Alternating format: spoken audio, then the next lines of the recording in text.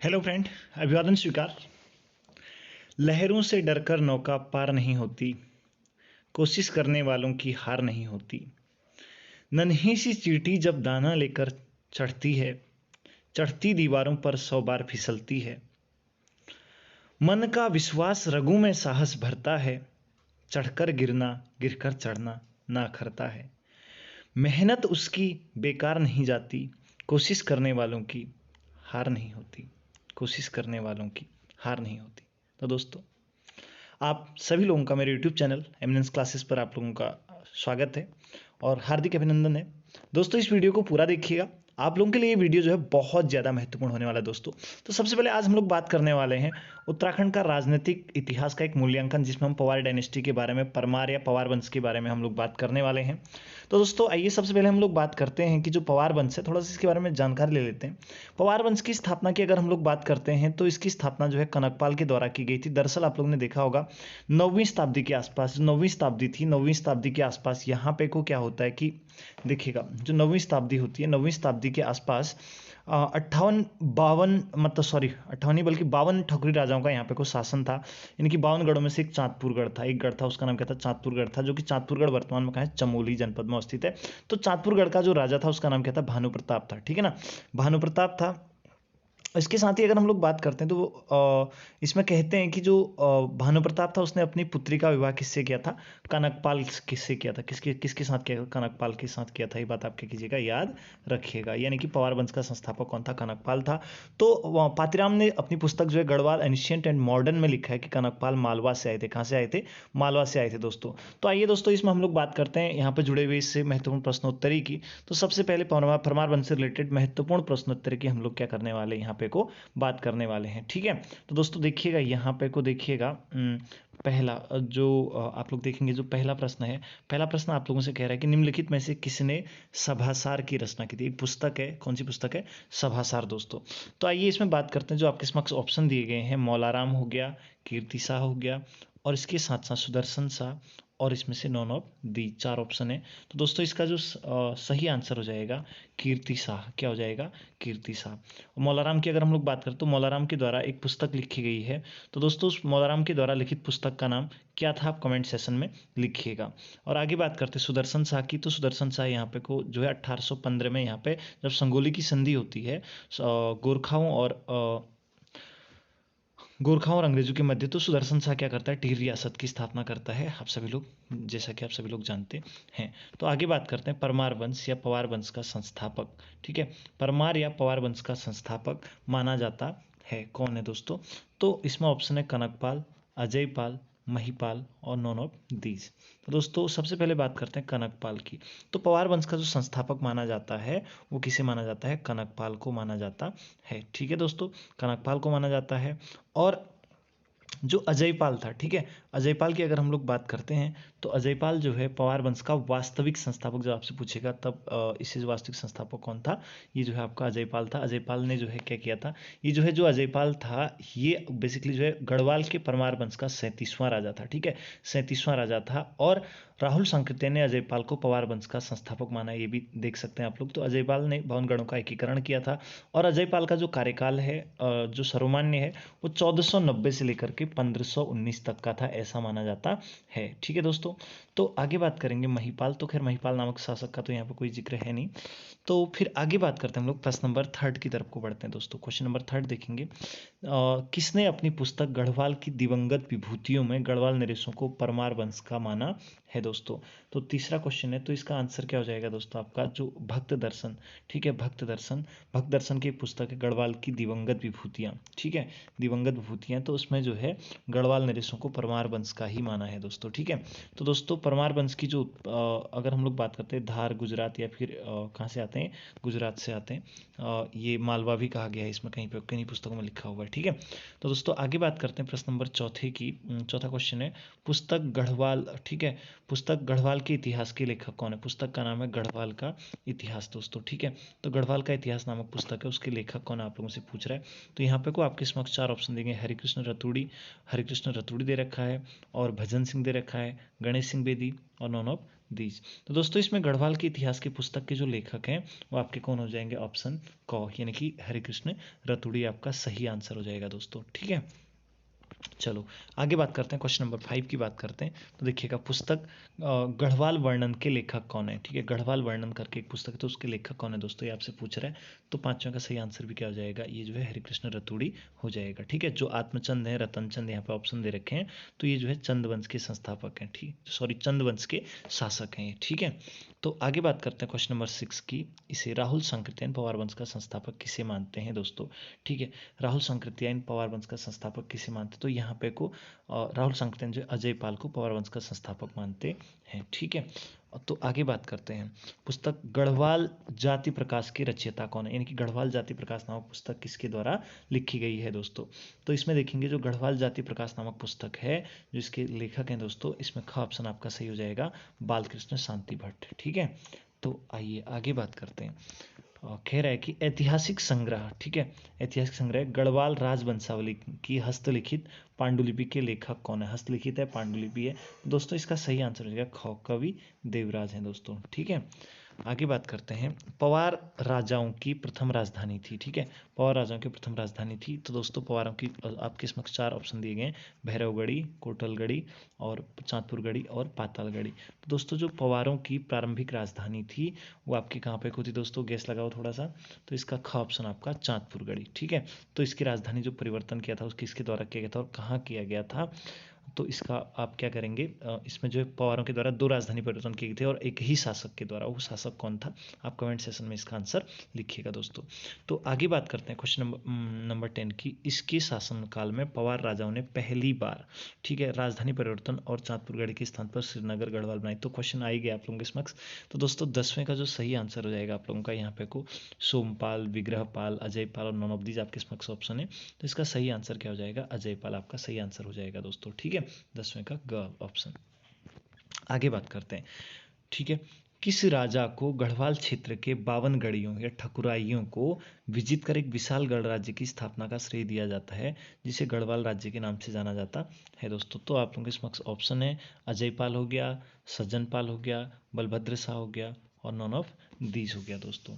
ठीक है, तो इसमें जो है अगर हम लोग बात करते हैं अजयपाल की, तो सही आंसर क्या हो जाएगा, अजयपाल हो जाएगा। और सज्जनपाल नामक खैर कोई ऐसा राजा नहीं है, तो थोड़ा सा हम बात करते हैं यहाँ पे बलभद्र शाह की। किसकी, सज्जनपाल की जगह यहाँ पे सहजपाल हो सकता है। ठीक है, तो सहजपाल हो गया और फिर बलभद्र। तो पहले बात करते हैं सहजपाल की।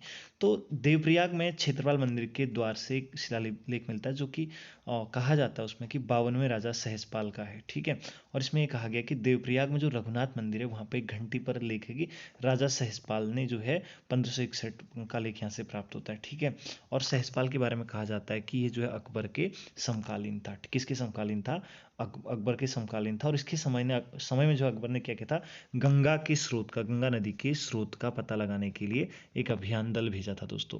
अब आगे बात करते हैं बलभद्र शाह की दोस्तों। बलभद्र शाह की बात करेंगे तो ये 43वां शासक था। कौन से नंबर का, 43वां शासक था परमार डायनेस्टी का, परमार वंश का। और इसको जब बलराम हो गया, दुलाराम शाह हो गया, बहादुर शाह के नाम से भी जानते हैं, ये हो गया दोस्तों। ठीक है, तो इसके कार्यकाल में क्या होता है, लगभग 1581 में ग्वालदम का युद्ध होता है दोस्तों, बलभद्र शाह और रुद्रचंद के बीच होता है। ठीक है, जिसमें क्या होता है, रुद्रचंद की हार होती है। और इसमें जो बेसिकली जो है रुद्रचंद का सेनापति होता है उसका नाम क्या होता है, पुरुषोत्तम। क्या नाम होता है, पुरुषोत्तम नाम होता है दोस्तों। ठीक है, तो पुरुषोत्तम की मृत्यु हो जाती है। और जो कवि देवराज थे, कवि देवराज ने बलभद्र शाह की तुलना किससे की थी, भीम से की थी। ठीक है, तो आगे बात करेंगे, बलभद्र शाह प्रथम राजा थे जिन्होंने अपने नाम के आगे शाह की उपाधि धारण की थी। ठीक है, और कहते हैं कि भक्त दर्शन के अनुसार परमारों को शाह की उपाधि किसके द्वारा दी गई थी, औरंगजेब के द्वारा दी गई थी। ये जो है आप लोगों के लिए महत्वपूर्ण हो जाती है। ठीक है, तो आगे अगले क्वेश्चन की अगर हम लोग बात करते हैं, आगे बढ़ेंगे सीधे सीधे। 12वां क्वेश्चन है, समस्त गढ़ों को जीतने वाला राजा अजयपाल को गढ़पाल कहकर किसने संबोधित किया था। ठीक है, तो यहाँ पे है राय बहादुर पातीराम। जो ऑप्शन आपके समक्ष हैं देखिएगा, राय बहादुर पातीराम हो गया, राय बहादुर पातीराम। ठीक है, राय बहादुर पातीराम, कवि मौलाराम हो गया और बालकृष्ण शांति भट्ट हो गया, नॉन ऑफ दीज हो गया दोस्तों। ठीक है, तो इसमें सबसे पहले बात करेंगे जो ये उपाधि प्रदान की गई थी, ये जो है किसके द्वारा की गई थी? राज बहादुर पातीराम के द्वारा। ठीक है, राय बहादुर की उपाधि किसके द्वारा दी गई थी? इनको अंग्रेजों के द्वारा दी गई थी। पवार राज्य में थे, ठीक है, पवार राज्य में अवस्थित थे। और फिर आगे बात करते हैं, कवि मौलाराम की बात करते हैं। ठीक है, कवि मौलाराम हो गया, शांति भट्ट, सॉरी बालकृष्ण शांति भट्ट हो गया, तो ये ऑप्शन में नहीं है। तो दोस्तों आगे बात करते हैं इसमें। ठीक है, आगे बात करेंगे, क्वेश्चन नंबर 13 की बात करते हैं। कवि भरतकृत इस ग्रंथ में अजयपात की तुलना जो है कृष्णा, कुबेर, युधिष्ठिर, भीम और इंद्र से की गई। दोस्तों एक महानतम शासक के रूप में दिखाया गया है, काफी अतिशयोक्ति है। तो 13वें का सही आंसर हो जाएगा मानवोदय काव्य हो गया। किसके द्वारा लिखी गई थी? भरत कवि के द्वारा लिखी गई थी। तो किसके द्वारा? भरत कवि के द्वारा। ठीक है, तो आगे बात करेंगे प्रश्न नंबर 14 की। इस इतिहासकार ने, ठीक है, इस इतिहासकार ने अजयपाल की तुलना महान मौर्य सम्राट अशोक से की थी दोस्तों। ठीक है, यानी कि उस इतिहासकार का नाम पूछ रहा आप लोगों से। तो यहाँ पे क्या हो जाएगा? प्रोफेसर अजय राउत हो जाएगा। ठीक है, हाल ही में प्रोफेसर अजय राउत जो है कंट्रोवर्सी में रहे थे, ध्यान रखिएगा। ठीक है, तो आगे बात करते हैं। खैर यहाँ पे प्रोफेसर मदन चंद हैं, डॉक्टर यशवंत सिंह कटोच भी हैं। तो ये सब इतिहासकार हैं दोस्तों। ठीक है, ये दोनों भी इतिहासकार हैं। तो इनको ये जो है अजयपाल के द्वारा, इसका आंसर क्या हो जाएगा? अजय सिंह राउत सही आंसर हो जाएगा। आगे बात करते हैं 15वां, तांत्रिक विद्या। तांत्रिक विद्या की पुस्तक सांवरी ग्रंथ की हस्तलिखित प्रति में अजयपाल को इस नाम से संबोधित किया गया है। तो दोस्तों इसका आंसर क्या हो जाएगा? यहाँ पे पहले जो ऑप्शन है देवपाल हो गया, राजपाल हो गया, आदिनाथ हो गया और नॉन ऑफ दीज। तो दोस्तों जो इसका सही आंसर हो जाएगा आदिनाथ, इसका सही आंसर हो जाएगा दोस्तों। तो आगे बात करते हैं, मुगल सम्राट अकबर का समकालीन किसे माना जाता है दोस्तों? तो यहाँ पे को जो 16वां क्वेश्चन है, इसका सही आंसर क्या हो जाएगा? क, यानी कि यहाँ पे को जो सहजपाल है उसको माना जाता है। मैंने आपको अभी थोड़ी देर पहले बताया था। ठीक है, तो आगे बात करते हैं, शाह की उपाधि। ठीक है, शाह की उपाधि लगाने की परंपरा का प्रचलन संभवतः प्रारंभ किया। तो किसने प्रारंभ किया था? तो ये बलभद्र शाह ने प्रारंभ किया था। मैंने अभी आप लोगों को इसके बारे में डिटेल में बताया है दोस्तों। तो आगे बात करते हैं 18वें क्वेश्चन की। देवप्रयाग के क्षेत्रफल मंदिर के द्वार पर 1608 का अंतिम शिलालेख एवं इसी स्थल के रघुनाथ मंदिर से प्राप्त शिलालेख उत्कीर्ण करने वाला राजा माना जाता है। तो सबसे पहले देवप्रयाग की बात करते हैं। आप क्वेश्चन में देवप्रयाग आया है, तो यहाँ पे को क्या है? एक नदी इधर से अलकनंदा हो गई, इधर से भागीरथी हो गई, दोनों का संगम कहाँ पर होता है? देवप्रयाग में होता है। और यहीं से जो है इसको जो इनको जो संयुक्त रूप से गंगा के नाम से जाना जाता है दोस्तों। और आगे बात करेंगे तो दोस्तों यहाँ पे क्वेश्चन बनता है कि भागीरथी की कुल लंबाई गंगोत्री से लेकर के गोमुख से लेकर के देवप्रयाग तक कुल लंबाई कितनी है दोस्तों? कमेंट सेशन में आंसर लिखिएगा। ठीक है, तो आगे बात करते हैं। ठीक है, तो कह रहा है कि राजा कौन माना? तो सिंपल सी बात है, इसका 18 क्वेश्चन का जो आंसर हो जाएगा दोस्तों आपका का आंसर मानसा आपका सही आंसर हो जाएगा।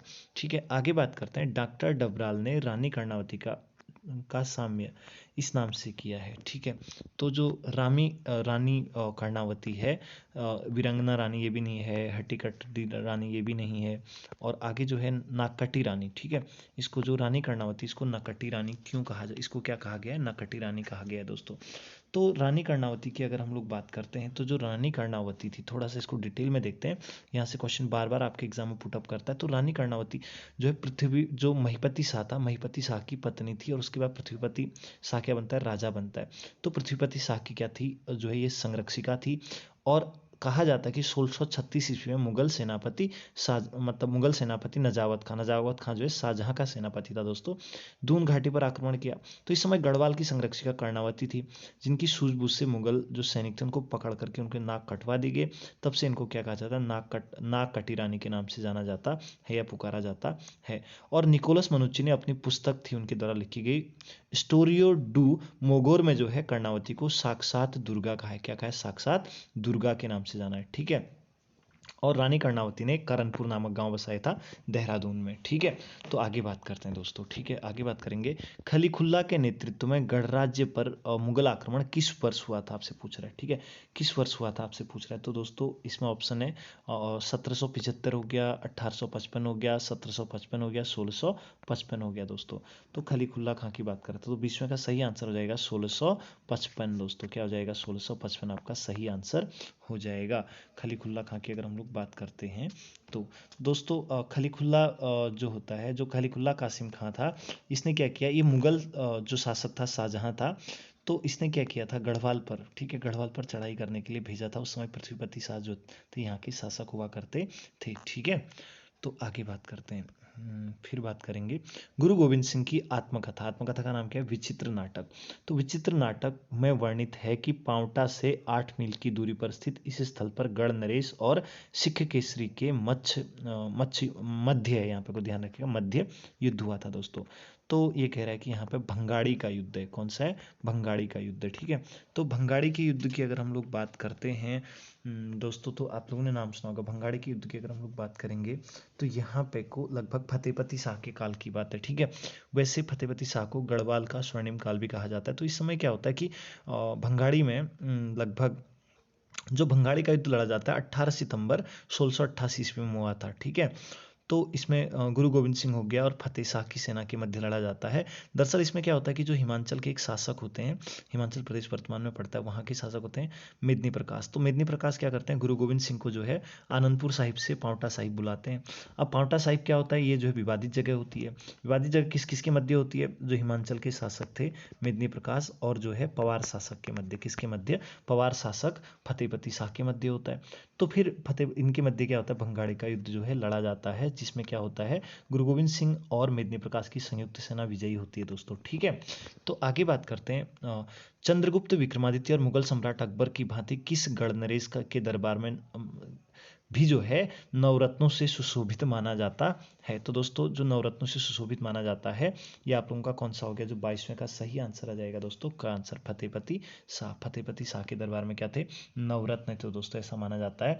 नवरत्नों में प्रमुख कौन कौन थे दोस्तों? बात करेंगे श्री शशिधर गंगवाल हो गया, हरिदत्त नौटियाल, हरिदत्त थपलियाल, सहदेव चंदौला आदि लोग जो इनके दरबार में हुआ करते थे। और कहा जाता है कि फतेहपति शाह ने सिखों के जो गुरु थे राम राय को अपने दरबार में बुलाया और देहरादून में गुरुद्वारा बनाने में भी जो इनकी मदद की थी, ठीक है दोस्तों। और कहा जाता है कि गुरुद्वारा की आय हेतु जो है जो फतेहपति शाह थे, खुड़बुड़ा हो गया, राजपुर हो गया और चामासारी जो गांव थे, ये क्या किए थे? दान में दिए थे दोस्तों, ठीक है। तो आगे बात करेंगे, ठीक है। अब सीधे सीधे हम आगे बढ़ते हैं। किसने जो है गढ़नरेश ललित शाह को कुर्मांचल विजय के लिए आमंत्रित किया था दोस्तों? कुर्मांचल का मतलब है कुमाऊं की बात आती है, ठीक है। तो यहाँ पे क्वेश्चन नंबर 23 है। 23 का जो सही आंसर हो जाएगा ग आंसर, ठीक है। क्या हो जाएगा? हर्षदेव जोशी। यहाँ पे कोई इसको ग लिखिएगा, टाइपिंग मिस्टेक हो गई थोड़ा सा दोस्तों, जल्दीबाजी में गलती स्वाभाविक है, मानव स्वभाव है दोस्तों, गलती से इंसान सीखता है ना। तो आगे बात करेंगे हम लोग, ठीक है। तो आगे बात करेंगे 24वां क्वेश्चन। मोहनचंद ने अपने भाई लाल सिंह की सहायता से 1786 के किस युद्ध में हर्षदेव जोशी को पराजित कर कुमाऊं पर अधिकार कर लिया था? तो दोस्तों जो ये युद्ध था, इसकी बात करते हैं, तो ये पालीगांव का युद्ध था। कौन सा युद्ध था? पालीगांव का युद्ध हुआ करता है। तो आगे बात करें, क्वेश्चन नंबर 25 है। गढ़नरेश एवं गोरखों के मध्य अंतिम एवं निर्णायक युद्ध कब हुआ था दोस्तों? गोरखों के मध्य तो ये कब हुआ था? खुड़बुड़ा के युद्ध में हुआ था, ठीक है। तो गोरखों को लेकर के अलग से क्वेश्चन आंसर की वीडियो आप लोगों के समक्ष लेकर के आएंगे। तो दोस्तों इस वीडियो को देखने के लिए आप सभी लोगों का बहुत बहुत धन्यवाद। और आप सभी लोगों को ये वीडियो अगर अच्छी लगे, लाइक कीजिएगा, शेयर कीजिएगा और सब्सक्राइब कीजिएगा, ठीक है दोस्तों। तो दोस्तों बने रहिए हमारे साथ।